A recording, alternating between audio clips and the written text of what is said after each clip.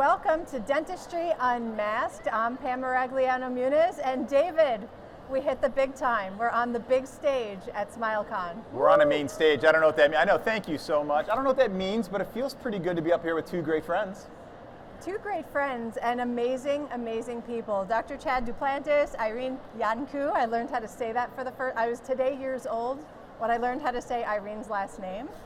So welcome, guys. I'm so happy to have you guys here. Thank you. Thank you Thanks so for having much. us. All right, so one thing I want to start with, it's like such a, I don't know, I guess we could call it like a pet peeve or something that David and I seem to have is Share it. influencers that like don't have anything to back it up. Like I hate like that. So you guys both have really influential social pages, podcasts, etc. What's your take on that? I'm going to let Chad take this one first. Oh boy. No pressure, Chad.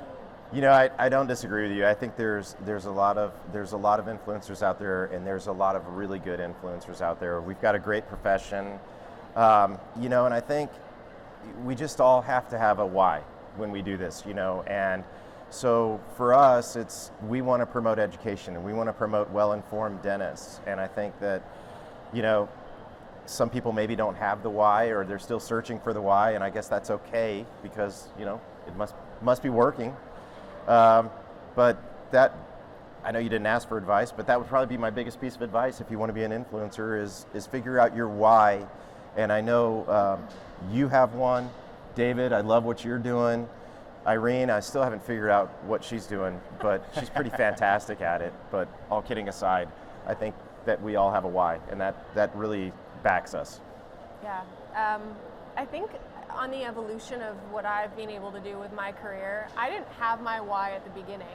So that's probably why Chad still doesn't know what the heck I'm doing. That was a joke. Because it took me a little while to figure it out. And I think what happens in this quote unquote influencer era, if we're dropping a Swiftie little quote, is that you're either doing it for the fame or you're doing it for the greater good of our profession. And I think building a legacy in dentistry is what we're all striving to do in a certain way.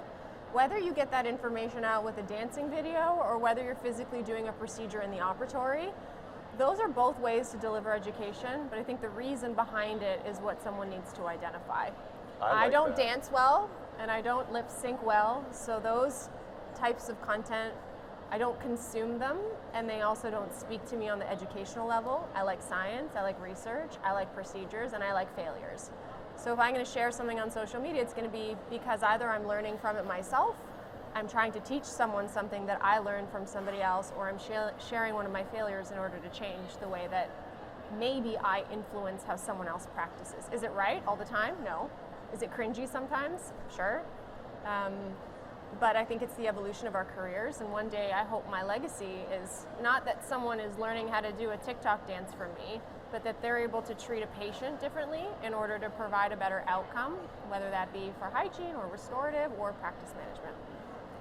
I love that. So let's talk about failures, because I know I have them, and I've got some, like, I'm one of those that, like, I don't just like stumble. Like when I fail, like I go big. Like it's like I'm the kid that like instead of like falling and getting right back up, like I'll roll down the hill and like break a heel. Like I'll do all those things. And it really translates itself into life and to dentistry. So I feel like, you know, I don't have like, oh, my composite just doesn't look so good. It's like, no. My full arch zirconia restoration is in half now, and we need to now deal with it. Would you guys share some of your failures? I have a recent one. I want you to go first this time. And I'm actually going to share it on an Instagram Live coming up too. So I'm a restorative dental hygienist, which means that I can now do restorative procedures. I can do everything except prep a tooth. But one thing that I really enjoy doing is resin infiltration. We've kind of connected over that over the last little while.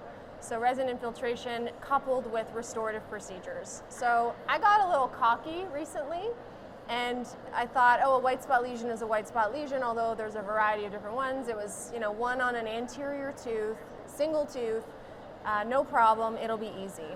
I took preoperative photos, I did the infiltration, I etched for longer than I would have, I infiltrated for longer than I would have, I did it 3 times, and that pesky lesion wouldn't go away. Not only did it not go away, but it turned brown. So then I thought, okay, well, let's just prep the surface slightly and then fill it with resin. So we filled it with resin, and then it just looked hideous, and the brown was still shining through. So what did I do? We took more photos, and we identified that this lesion was all the way through. So it was from the incisal, on the buccal surface, all the way to the lingual. And had I known, I probably wouldn't have done it at all. I would have said, let's not infiltrate at all. Let's find a different solution to this. And we've had to replace that restoration twice now and re-prep that twice, all because I got really cocky and thought, oh, it's just one tooth on an anterior, it'll be easy, it'll take me 45 minutes to an hour to do. And that's a permanent change for this person's smile, for their life, for the longevity of their restoration. They're ultimately going to have that restoration replaced 5, 10, 15 years from now in a young human. And I now have learned what not to do. And I shared that on social media, and social media tore me apart. So I'm going to share it again. So hopefully. I love you had the courage to share it. Absolutely. It's easy. Yeah. It's easy to put out all the good stuff, isn't it? It's easy to stand on a stage and share your best cases. Yeah. It's easy on Instagram to share your best cases, but maybe it's just the four of us who've had things fail. But turns out we're still learning and trying to get better every day. How about you, Chad? You know, I actually did a podcast last week with one of your team members, and they asked us about mistakes. And I started to say this, and I was like, I probably shouldn't say this, but my life is full of mistakes.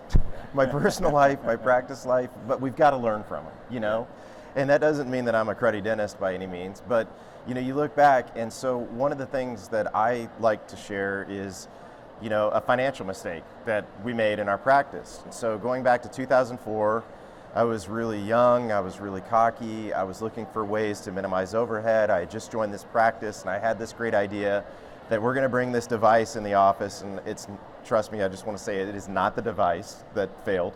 But we brought the device in, it didn't work in our scenario, and we had it for 3 years. It was $100,000+ investment. We sold it 3 years later for $27,000 overseas, had to buy a shipping crate to send it over there.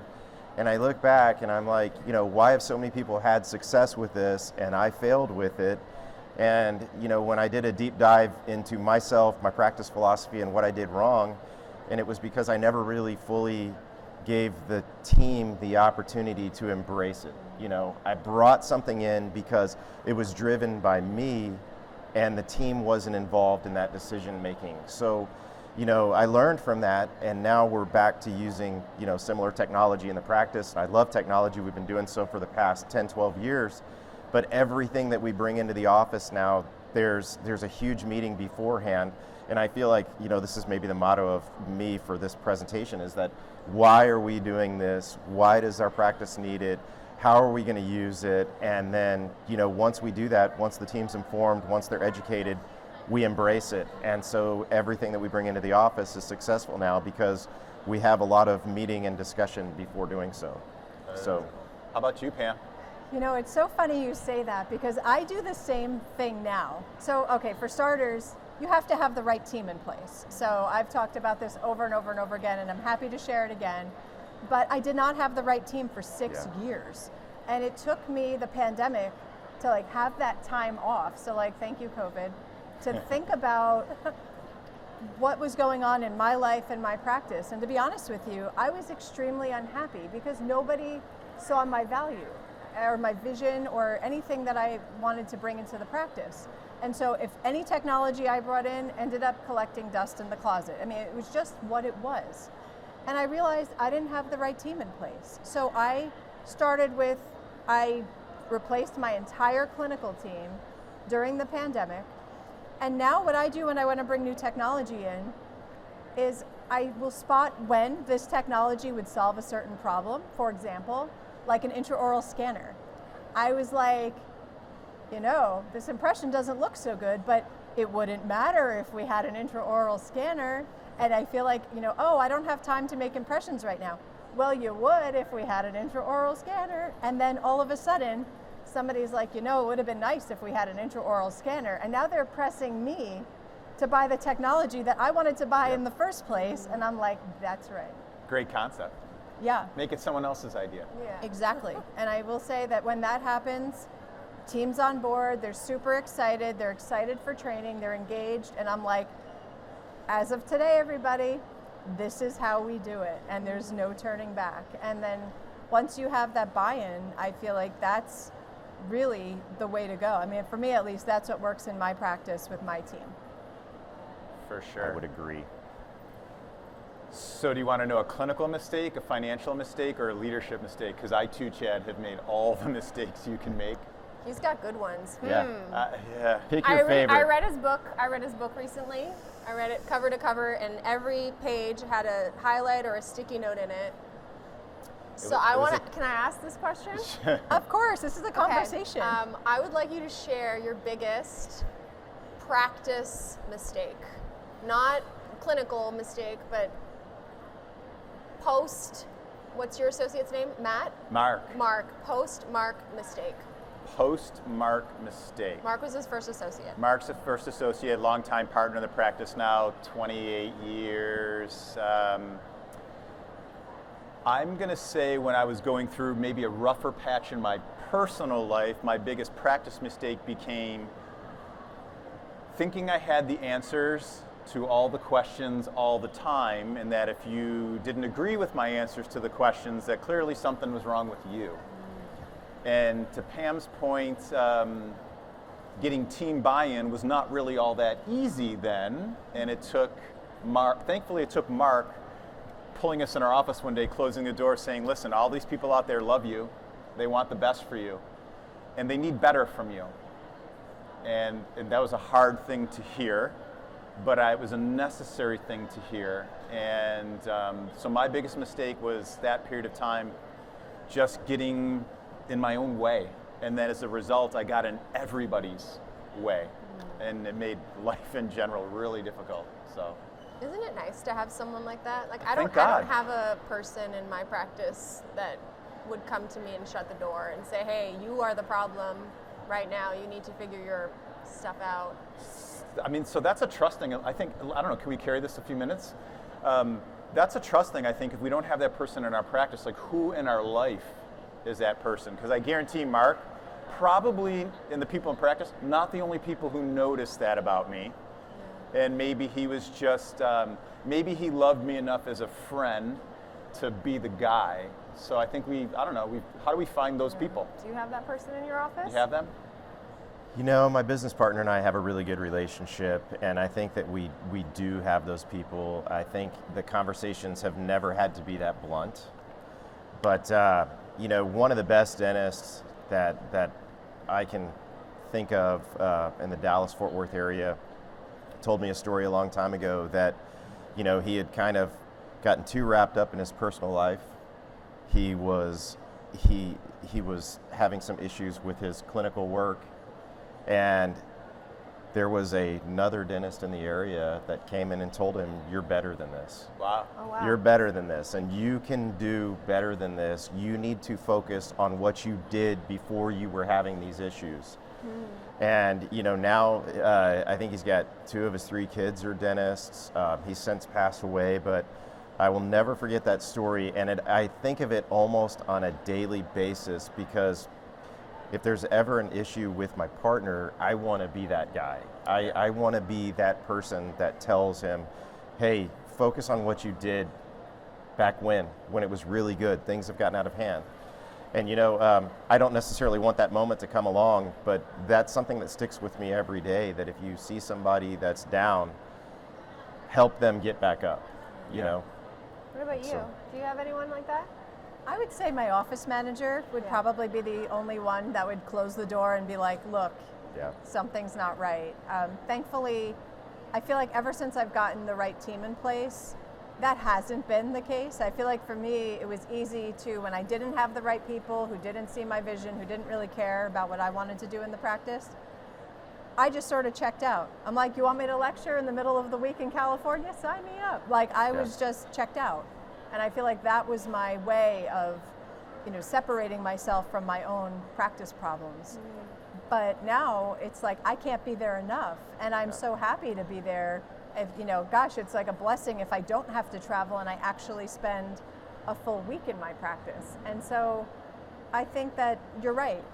Everybody has to be able to lift everybody up. And there was somebody in my practice who was going through some personal things, and I was like, how do we get the old person back? Like, when is this storm going to pass? Or what can I do to help you, check out on some of those problems as you walk in the door, so you can do what you need to do here, so then this doesn't pile up on you and cause more problems down the road. So it was sort of one of those conversations. I think as an employer, it's harder to have that conversation because there is that little bit of a divide there, but I think that we all have to be accountable to one another. We're a team after all. And even though we're the leader, we all need to be able to have that checks and balances.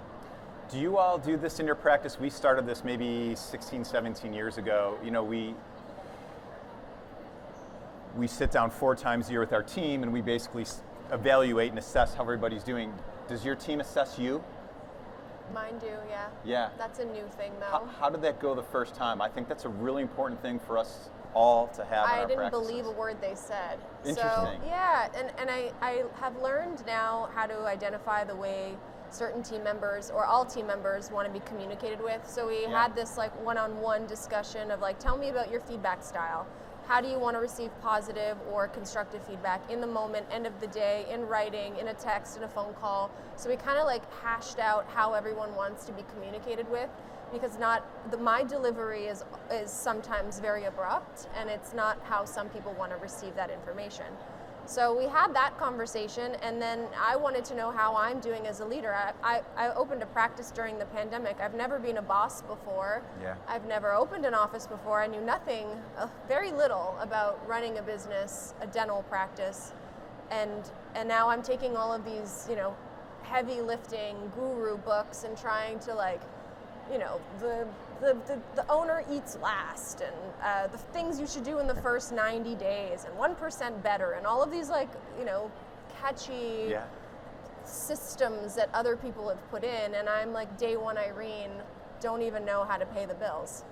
So the first time they gave me feedback, they were trying to be my friend, and it's like, oh, everything is great, you're wonderful, you do really great for us, the way that you talk to us is good. And then the second time that came around where we actually got to know each other a little bit more, the real answers came out, and I cried a lot because I realized that people need more from their boss. They don't want just a boss, they want a leader and they want a mentor. I didn't realize of my now 3 hygienists, 2 of them needed a mentor. They wanted to work for me because it was me, not because I am just another office that they collect a paycheck from. And I was unavailable to them. So it hurt me to think that I might lose these really great people because I'm not investing my capabilities as a clinician in developing them as clinicians, which was one of the reasons why they came to work for me in the first place. Yeah. And I didn't ask those questions during the interview process because I didn't even interview them myself. And I was very much separated from the business side of things because I knew I wasn't strong at being a business practice manager. So I hired one who also wasn't strong at being a business practice manager.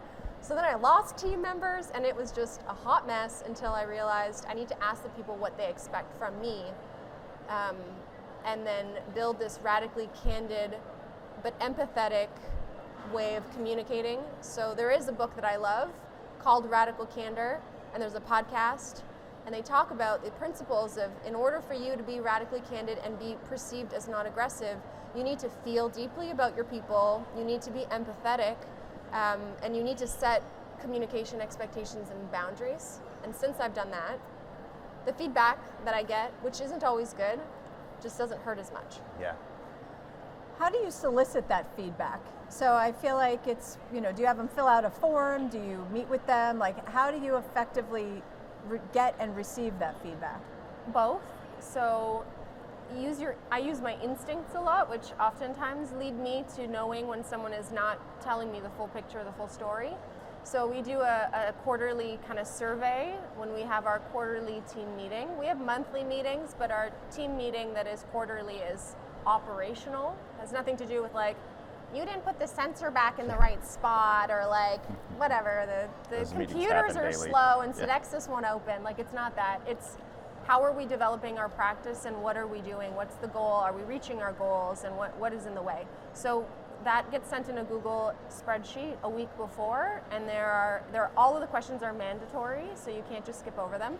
There are some rate things from 1 to 5, and then there are some things where they actually physically have to write a piece of feedback. It comes back to me, and if it's not thorough enough, I send it back to them. So there's this accountability that someone's looking at it before the due date. And then we have one-on-ones. So I have a one-on-one with a department, and then I have a one-on-one with a team member, and then we review those things in detail so they know that their answers are coming to me and to the person that it's about, but not to the whole team. I think it's the embarrassment of you talking smack about your boss at a team meeting that people just don't want. So I do that in those two ways and set a time and a date for when there should be a resolution to it. In order for me to say, hey, I realized that the way that I was communicating with you was making you feel X, Y, and Z based on what I saw. I'm going to work on this. Can we reevaluate in December? Let's meet again, and because I don't want to, step on your toes or vice versa. So there has to be a clear expectation or date. Otherwise, behavior patterns continue. What about you, Chad? I think it's interesting because I think that, and I don't play this card often, but I think as a woman practice owner versus a man practice owner, it's different. And I feel like I get a lot more crap as a woman practice owner. I feel like... Let me be a man for a week and I'll let you know. Oh my gosh, sign me up. So do you get feedback like Irene's describing? Yeah, we get a lot of crap. I mean, but it's all good. I mean, I was trying to figure out how I would answer this question, but I think this year has been very different for our practice. So for the first 20 years of my existence in this practice that I'm in, my practice was on cruise control. And I mean that in a good way. It was cruise control, but every year we'd bump the speed up a notch. And everything was good. We had an office manager that was with us for the first 16, 17 years. She retired. She handed off the baton to another office manager. And then unfortunately, in July of this past year, she passed away. Oh, and sorry. When she passed away, we went through this change that we had to find a new office manager. And I felt that our rhythm was completely lost. I mean, it was like we were bumping it up from 65 when I started. It got up to 80, and then all of a sudden, we're in the emergency lane on the highway trying to figure out how we're going to get through this mess. At the time, we ended up promoting from within. Well, we hired somebody that just didn't work out. I mean, it was borderline disastrous, but I look back and there were some positives that came out of it. Then, we promoted from within. One of our hygienists had to medically retire. She became our office manager. She's a hot shot. She's young. But what I'm saying is that there was like a 9-month period where I was like, oh my God, what's going on in our practice? And I feel that we're back where we were. But there's never been a time I have a very open door policy, as does my partner, that if I need feedback, our team is like family. They're going to walk in and they're going to shut the door and they're like, dude, get your head out of your rear end. Okay? You just did this, and why did you do this, and why did you do that? I mean, everybody covers for everybody, but I mean that in the way that they're going to pick you up, but they're also going to let you know when you're letting them down or letting a patient down. And so feedback's never really been an issue in our office. It goes both ways, but I think we have a very unique experience from a practice managerial standpoint. Yes, we do have the meetings, and yes, we have our morning huddles, and yes, we do have goals. I loved what Irene said, and for anybody listening out there, that's the number one rule about setting a goal. Set a goal, know the expectations, set a date for it to be accomplished, and if not, why? It's a big word today, why, right? But I don't know if that answered your question. But it did. I think that's great. Now, sorry. That's okay. Cough into the mic anytime. Anyone falling asleep?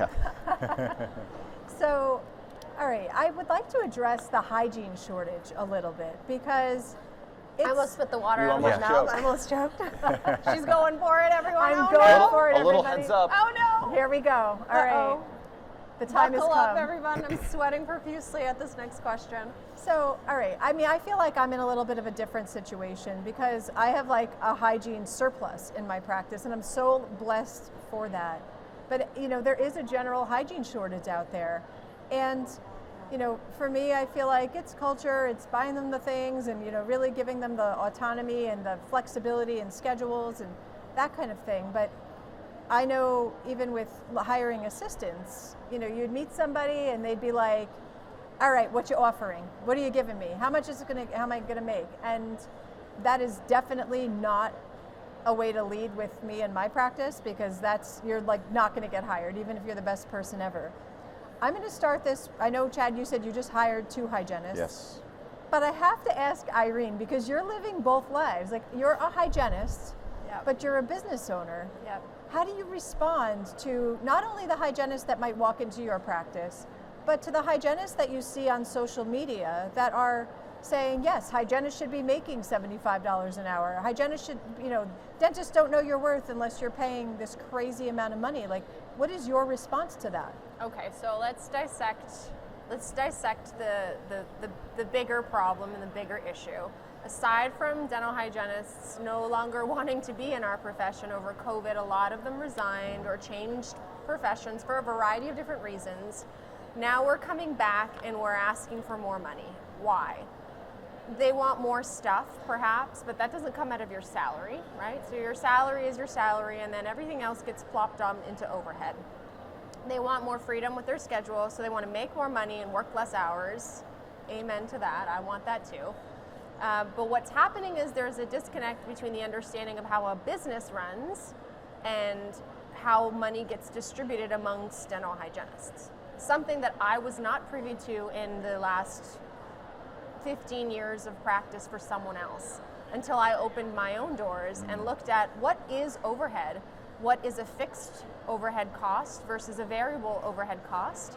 How much should a dental hygienist be making based on his or her or their billings?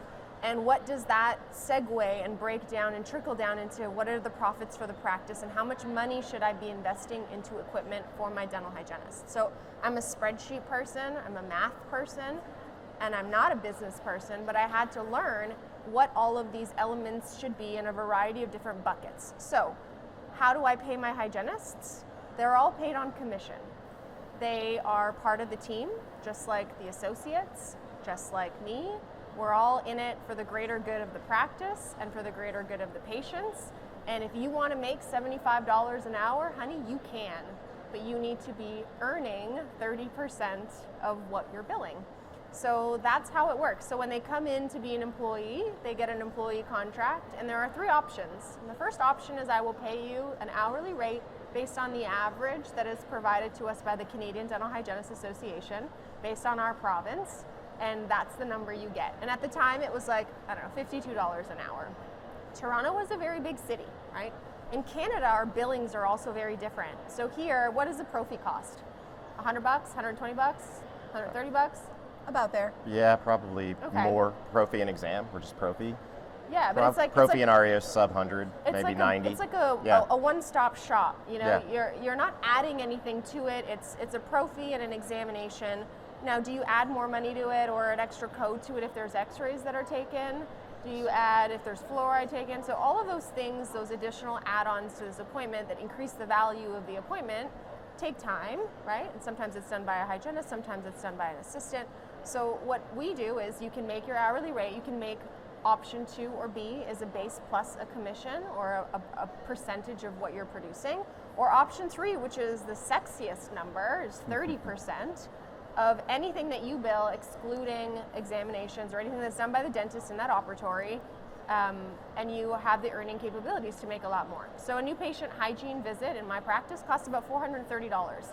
And that includes 70 minutes with the hygienist. It includes whatever first visit of hygiene they do, utilizing our air polishing system, whatever exam that the hygienist is doing, extraoral, intraoral, and time-wise. All of those little add-ons add on to about $430. So that's a decent amount. That's $65-ish per hour for that one appointment. Now, the next patient might be a 3-year-old, and you're reading them a book, and you're doing a happy visit, and it's $25, and you're not making very much on that one, but you're part of it as the team. So the rule is you can pick one of these 2, but you can't change your salary for 12 months. So if you say, I'm going to take this $52 because it's the safe one, and then Susie in the operatory picked the 30%, you're looking at her billings and you're like, damn, I made a mistake. You need to come to me with a really strong reason why I need to switch you to now a percentage model, because technically you weren't part of the team to begin with. You were here to clock in, clock out, and make your $52. So what are you going to do? You're either going to quit, which is fine, in and out. You said it in your book, hire slowly, fire quickly. Mm-hmm. Yes. Is the quote. Which means that you didn't come into this with the right idea. So, sure, you deserve to make more money, hygienists. Well, but let you me also ask need you to this. contribute to the team. I don't know how it works in Canada, but you said what you're billing. Yeah. So what you're billing and what you're collecting, at least in the US, are not the same number. So you base it on production, or is production and collection the same thing in Canada? In our office, it's the same. It depends on what type. I mean, most offices collect insurance. We collect insurance. What we are billing the patient is also what we're expecting to collect. We send estimates to insurance in advance. We get breakdowns of coverage. So scaling units, for example, 15 minutes of scaling with a hygienist is $73, and that's for 15 minutes of time. That also equates to writing our chart notes are part of scaling time. So it takes me 7 minutes to write my chart notes and 15 minutes to scale a patient's teeth. That's 1.5 units. So all of this information is what we get. All of this information is what we treatment plan, what we present to the patient, and what we expect to collect. And insurances for us normally tell us in the moment whether it's accepted or not accepted, and then the patient, we collect the balance at the very end. So our AR is quite low because our front end takes a lot of time to go through these steps. But it's based on production, which equates usually to what we're collecting. Okay. Yeah, so I love a lot of what Irene said, and I couldn't agree more with the commission-based pay.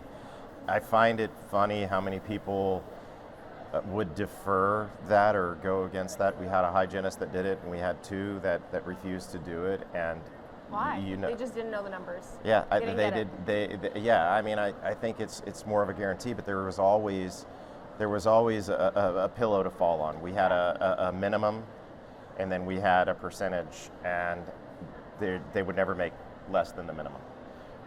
They never even got close to the minimum when they were working. So, but there is a shortage, and I don't know that it's that much. There's a shortage. I know that the schools need to increase their class size, or we need to get more hygiene schools, because there are able and willing people that are very well qualified to become educated as a dental hygienist, and they simply can't get into the schools. I mean, I have an assistant that worked for me for years, and she's got excellent grades. They're just, the class size is so small, she keeps getting passed over, and this will be her third attempt, so I hope she does get in. But, we've got temp agencies are kind of a thing of the past. Now we've got an app for that, and I'm not, saying anything bad about that, because I think it's great that they have an app for it, but the rates that are being requested through the temp agencies are astronomical. What are they just asking astronomical. for? We don't have that. I've heard upwards of $70 an hour. So and that's the temp agencies ask for the money, and do they pay the hygienist? on behalf of the hygienist. Oh, And So- some of there's them a you can markup. choose. So here's something weird about my practice, is that we have not used a temp agency in probably 15 years. We have a hygienist that's kind of on standby. She's wonderful. She used to work in the practice. She's kind of semi-retired. She comes back in, and if I can't get her back in, I'd rather go that week without the production, and I'll make it up over the next 2 weeks, or whatever it is. And so, fortunately, but I've been kind of following the industry, because when we were looking, there's also an option to hire somebody through a temp agency and pay that agency fee or temp app or whatever, and that's a pretty, high fee as well. But when they're coming in and they're asking for all of this money, I think that we're going to run into an issue in a few years with burnout, because the money should not be the almighty driving factor, and unfortunately it is. And I think that that's temporary. I don't think it can sustain forever. So I think that we will normalize at some point in time. I don't know that the rates that we pay hourly will ever be what they were 5, 6, 7 years ago. Of course, that's not the case. But even a year ago, I don't know that those rates will exist. But I think we will normalize. I don't think it will be these astronomical rates. But whenever somebody's looking for new talent in their office, figure out who you are and what you have to offer, because sometimes that means more to them than being able to make a few bucks extra an hour in a temp agency. And my business partner, he's been doing this a lot longer than I have. He was absolutely blown away when he found out the rates. He's like, wait a second, what? And then I was playing golf with a buddy last week, and I was like, so what are you paying your hygienist? And he tells me, and I'm like, oh brother, don't let anybody know that, because right now it's crazy. And I was like, this is what we had to do. He's like, oh my gosh, I'm so thankful, So it is a very, I would hope, unusual time right now, and that it will normalize. I found that, at least with my hygienist, like I've had that back and forth between the production versus the hourly. We're on hourly. We've offered a bonus program. Nobody's motivated by it, at least in my practice, and we haven't been able to get it going because it doesn't change anything, at least in my practice. But I did ask my hygienist to, my hygienists are paid hourly, as I said. I said, well, why don't you talk to your friends that are paid on commission, and what happens when a patient doesn't show up? What happens when your afternoon blows up? You get to clock in, an hour to 45 minutes before your first appointment. I've never kicked anybody out of my practice, after X number of minutes after their last appointment. They're getting paid rain or shine. And I was like, I think if you did the math and, kind of averaged it out, you're probably all getting paid the same. And I don't know if that dollar here, dollar there actually amounts to anything based on the structure in which you're working. I think it's a psychology thing. So knowing that you have the capabilities to make a decent or significantly higher hourly rate than your friends or your colleagues that you went to hygiene school with really does something to you. And it kind of, if you are a financially driven person, so this leads back to like the communication style question we had earlier. Everyone likes to receive something in a different way, whether it's affirmative words or whether it's gifts or monetary elements, whatever their driving force is to success or how they define success, whether it be right or wrong. Some people are consider it to be successful to earn more money.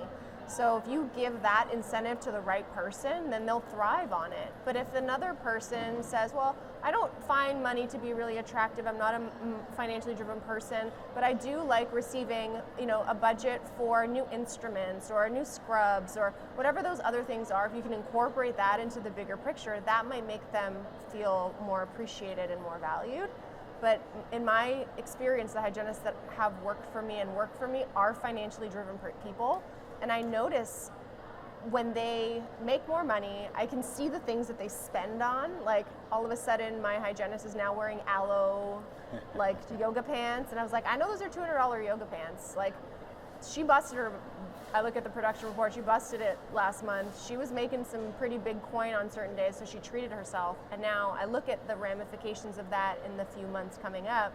She's pulling treatment plans. She's looking at outstanding treatment. She's getting people coming in for like localized SRPs. All of this thing is needed. But how much of our dental hygiene work is undiagnosed because we're running in this like prophy mill, prophy wheel, where we're not spending the time to say, hey, I want to bring you back for this lower left quadrant. We're going to do localized SRP and laser and Arrestin. We're going to do a DNA test. Whatever those like additional specific procedures are, that's going to increase production. It's also going to fill the schedule. And she's going to be able to go and buy another pair of pants. So do you guys feel, culturally, our practices adopt, we become a persona. Do you feel offering multiple avenues like that, because I love that your team leans in one direction? Like are all of your hygienists leaning towards like, hey, I want to be a part of that big picture where I get that 30%, or half and half? How does that work in your practice, Chad? I want to step back for a second and say that you asked a question about no-shows and cancellations and the percentage. The person that's paid on the percentage, they don't have no-shows and cancellations. Yep. And in the rare instance that they do, what do? They are on the phone, they are on the computer, they are filling their schedule 6, 8, 9 weeks out. Their patient never leaves without setting that next appointment. It is psychological. Yeah. But, I don't know. I think now,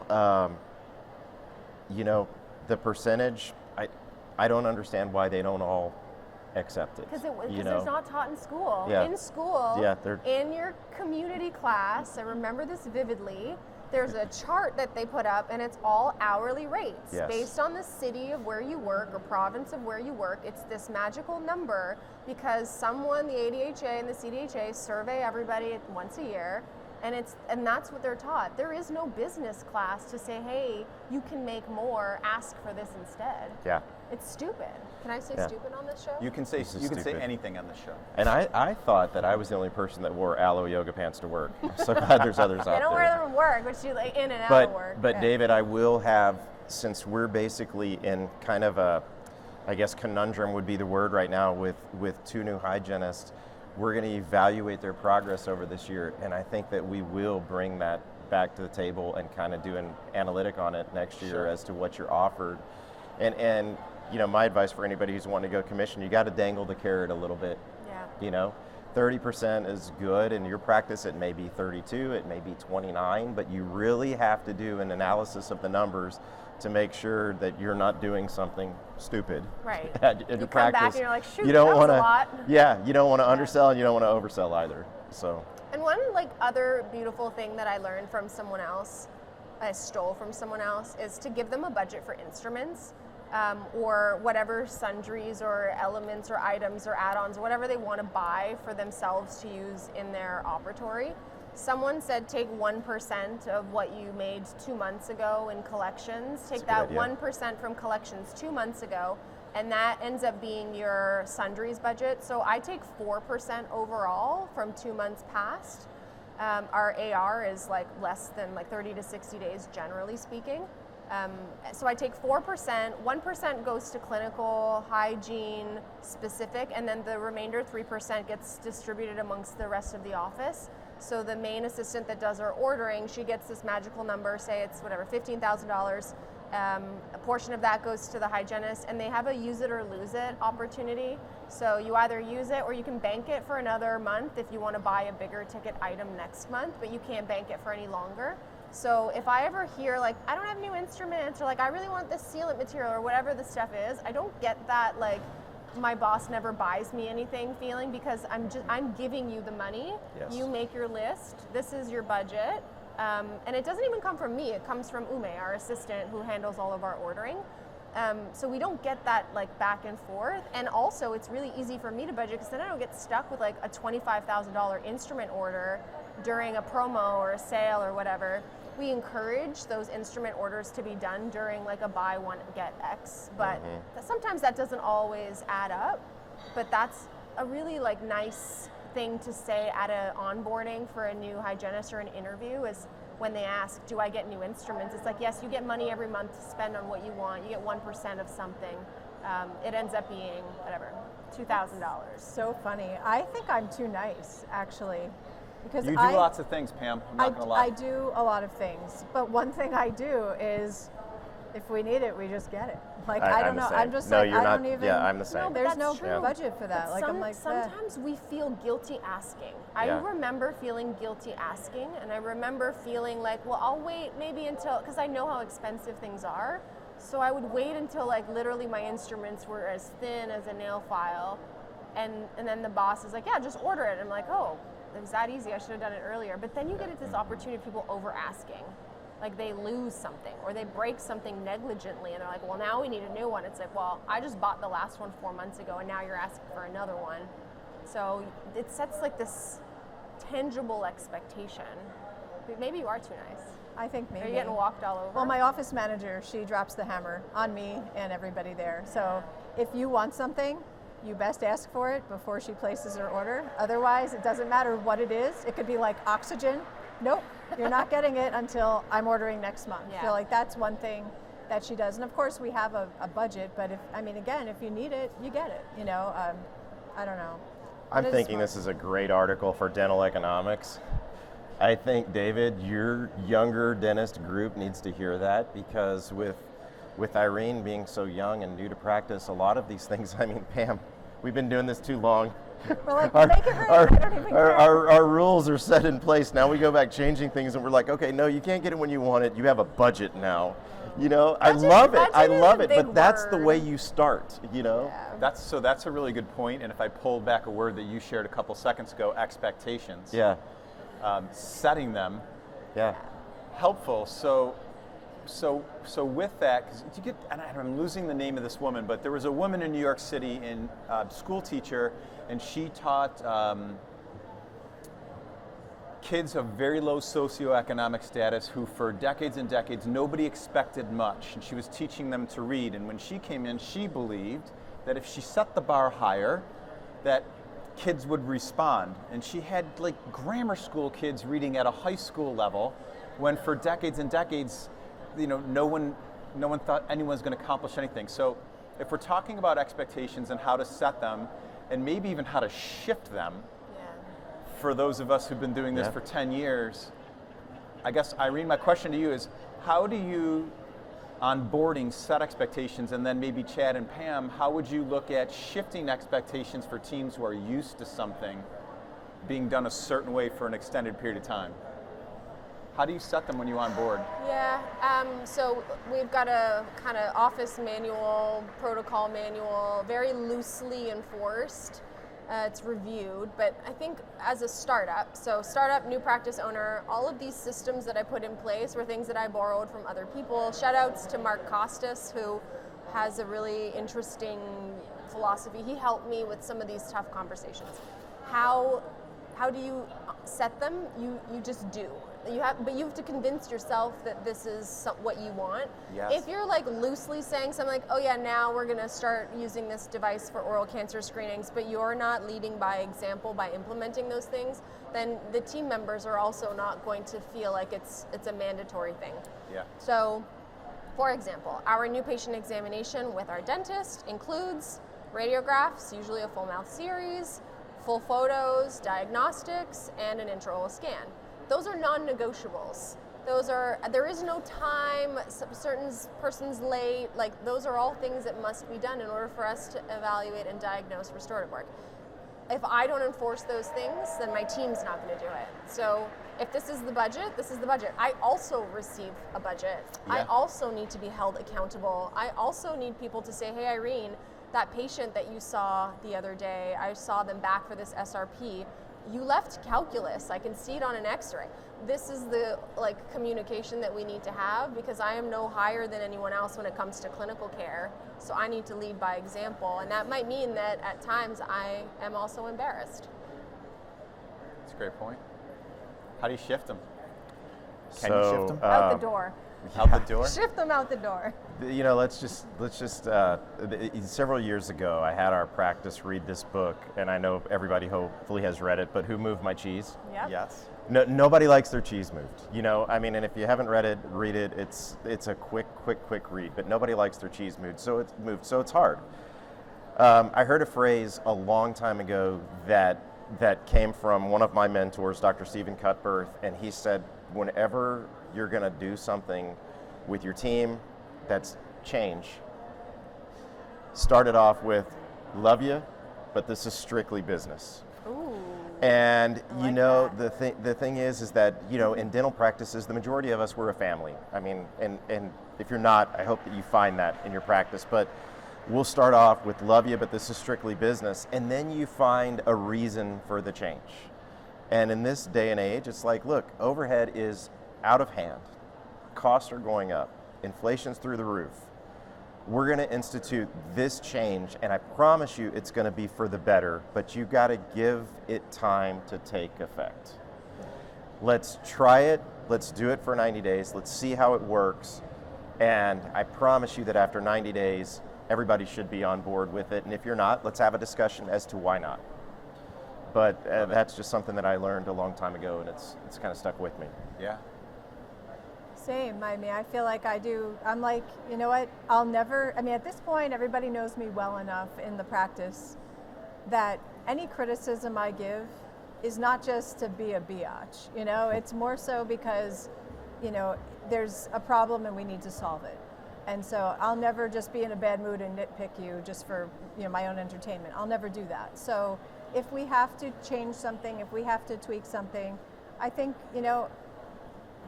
I identify the problem, there's a solution, and we need to figure out together how we're going to get there.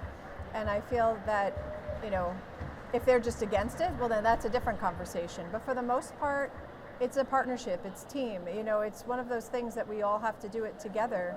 And sometimes it doesn't have to get all the way to me, which is nice. My office manager will kind of handle a lot of those things, so I get to stay out of it, which is really my favorite. But I feel like for the most part, if it's something that we need to tweak, it's done, as a team, and it's done together. Now, we don't have that much time left. I'm always the time person. I know, we've got under 10 minutes, and we wanted to hear from you guys. Like, do you have any questions or anything you would like to share? We're happy to keep yapping along for the next 10 minutes, but if you have something you'd like to share, we'd love to hear it. No one's standing up. For those of you that can't see, there's one person in the audience. I'm teasing. That's true. From this view, we could say there's millions I have a question. of people. If no one stands up, then I'll stand up. Yeah. I'll let you. Could you go to the microphone, please? I'll let you ponder if you have anything that you want to ask. So I have a question as a new business owner, a new practice owner, and all of you presumably, we all follow each other on social media. Am I doing anything wrong early on that you have heard perhaps, and this is like open feedback from friends, that you're like, that might bite you in 10 years from now, the love you but it's business? Because I feel like there are very few hygienists who own practices, and even fewer of them who talk about it publicly, because I understand, and I have been privy to, not everyone's going to see it in the same way. So is there something that you guys see that you're like, hey Irene, I'm not turning this into the Irene show, but I'd love your advice. Well, since you asked, I have some notes here. Buckle up. I'm sweating. I'm going to say no. I love what you're doing. That's why you're sitting right here in between these two class acts. You're doing a fantastic job out there. I don't see anything, and I think that maybe this conversation today between the four of us, maybe we could be the people that lift you up when you do fall down if we do see something. But now I think I have that open door to do so after having this conversation. I think that is lacking. Like, strangers are very open to telling you when you've done something wrong, or when you posted the wrong thing, or when something is strange. And fans are the first ones to tell you that they love something, but there's this middle ground of the people that you respect that don't always shine through, because we're busy doing our own stuff, but it's that demographic of people that you see that you are connected with in this very small dental world. Like the story you shared about the dentist down the street. Yeah. I don't have that. Yeah. And I don't know if I would ever, maybe this is a fault for me too, that I should be the person to stand up and to say to a friend, hey, this was great, or would you consider something else? Where's that line between overstepping and being valuable in your feedback? I think it depends on what you were saying earlier. What's your love language? How do you want to receive constructive criticism?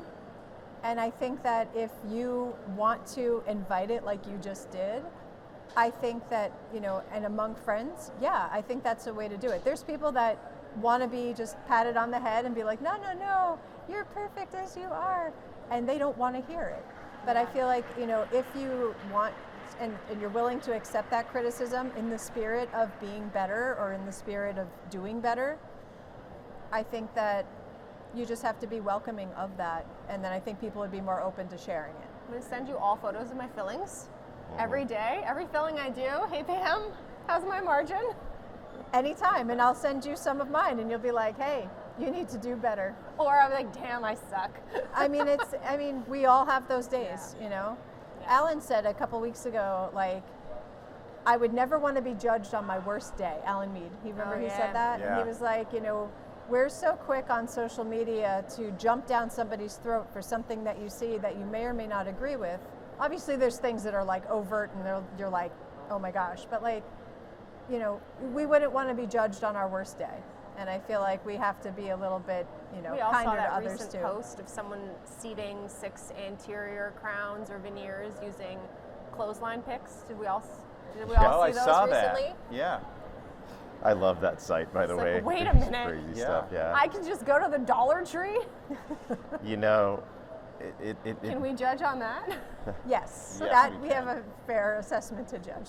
I think you bring up a good point where you're asking if I'm doing something wrong, you know, would you tell me or whatever, you know, however you exactly you said it. But I think there's a problem in the social media world, since we're on this topic, of too many people passing judgment on something they perceive as wrong, or watching somebody go off the rails and then just turning around and talking about that person. Yeah. If we see this, maybe we should have the inspiration to try and be that person to help them rather than break them down. Yep. You know, there's a Amen. lot of people out there that do need help that aren't receiving it. I'm glad we came full circle to this. Yeah. I'll tell you, you know, very much on social media, I try to do what I do in my practice. When I see something wonky happening out in the communities, in my neighborhood, I can pick up the phone and just say, hey, Chad, Yeah. tell me a story. And I Yeah. think we can do that better with each other socially, and maybe step back and realize that there is a person behind that platform who's trying to accomplish something that maybe we understand, maybe we don't understand, maybe we could try to understand a little bit better, but it feels like we have some accountability buddies going on up on this stage. So I'm grateful to hang Should out we with get the. matching tattoos? We I feel should. like we now Let's do need it. matching Or tattoos. at least like the blood thing. I don't know. So Can we what do I that would in like to today's do world? I is don't think David so. and I would like to track you in the future, and Like with air tags? with air tags. Yeah. There's an unidentified air tag traveling with you. So we'd like to give you No guys a small way. gift for joining Yeah, us. thanks for hanging with so us. so sweet. much. Thank Thank Everybody you. that we've given them to so far this morning is like, so are you trying to track me now? Like, what is this? So now I'm going to lead with it. I'm Then gonna, David David I'm and gonna I- put it a Pam emoji, like a redhead Yeah. emoji. Yes. So anywhere I go, just similar to like how you share your Snapchat like location, I'm gonna add a Pam emoji to it. By all means, you Wherever should. I am, you will be with me. I Thank love you. it. I love it. Well, thanks for hanging out. Thank you. Thanks for hanging out with us. Hope you all have a great rest of your day. Until next time, Dentistry Unmasked. We'll see you, in a week See you next week. from somewhere. All right. Peace out. Bye, Thanks, guys. everybody. Thank you, everyone, for watching or listening to the show this week, and thanks to our guests and sponsors on this episode. Please check out our social media at Dr. Pamela_Maragliano and at Dental Economics Official. Or you can check me out at Ignite DDS or at Dr. David Rice. And go to dentaleconomics.com to receive dental economics. You can choose to receive DE in print or digitally, and you can also get the details of our Principles of Practice Management Conference on our website. If you have topics or guests or anything you'd like to talk about on the show, send us an email to dentistryunmaskedpodcast@gmail.com, and we will do our very best to make it happen. Thanks again, and we'll see you next week.